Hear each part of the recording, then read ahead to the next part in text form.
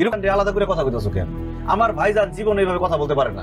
তোমার ভাই যা বলছে আমি তাই করতেছি, এর বাইরে একটা কিছু করার ক্ষমতা কিন্তু আমার নাই।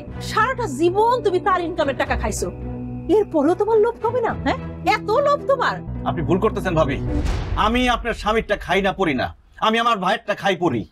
আপনার স্বামী ফোন দিলে তার কাছ থেকে ভালো করে শুনে নিয়েন যে আমি কতটা লোভী। সংসারে আগুন লাগানোর জন্য আপনার মতো একজন মানুষই যথেষ্ট। কি কইলা? হ্যাঁ, আমি সংসারে আগুন লাগাই? এই সংসারের উপর পেশা মারি? হ্যাঁ, এই সংসার তো আমি করব না। আমি আমার বাপের বাড়ি চলে যাবো, দেখি কে আমার থেকে আমি দেখো আজকে না। আমি কোনো রঙ্গরসের কথা শুনতে আসি নাই মা। তোমরা আমার বল লগে যা করছো, আমাকে যা আছে সব তো তোমারই ভাইজান। সে যদি তার বাবার সম্পত্তি ভাগ করে নিয়ে আলাদা সংসার করতে চায় করুক। তোমার যদি কিছু বলার থাকে তুমি বলো।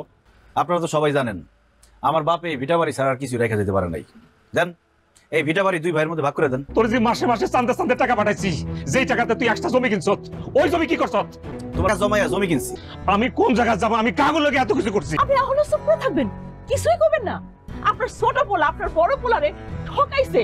এতক্ষণে তোমাকে মনে পড়লো যে আমারও তোমাদের দরকার। আমি কোনো পোলারেই কিছু বলবো না। বিদেশ কইরা রক্ত পানি কইরা টাকা পাঠাইয়া এই সংসারটারে যেমন আগলায় রাখছে, সেও শ্রম দিয়া কঠিন পরিশ্রম কইরা এই সংসার আগলায় রাখছে।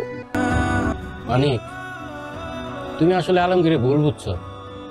আলমগীর এরকম ছেলে না। আমগো গ্রামে না, খালি আশেপাশে 10টা গ্রামেও তুমি খুঁজে পাইবে না এরকম ভাই ভাইতে ভাগ্য লাগে।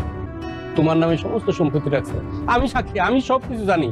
তোমার ভাই আলমগীর এই যে তোমার দলিল বুঝাই দিচ্ছে, এটা সব লেখা আছে। এটা পারিবারিক ভাবে তোমরা সমাধান করে, এটাই আমি চাই। আমাদের মনে হয় এখানে কথা না বলাই ভালো, আমরা বরং আসি।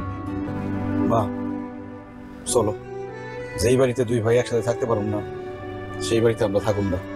আমার সম্পত্তির কোনো লোভ নাই ভাইজান। আমি জীবনে কোনোদিন আমার বাপের ভিটার ভাগ নিতে আসুন না। আমি তো এটা চাই না রে ভাই। তুই আমার লয়ে যা, আমি তোকে লয়ে যাবো। তুমি আমার ছোট ভাই না, বড় ভাবি ভুল করতে, মাফ করে দাও, মাফ করে দাও আমারে। আমি বুঝি নাই। তুমি যে তোমার ভুল বুঝতে পারছো, তাতেই হইব। আমরা কোথাও যাবো না।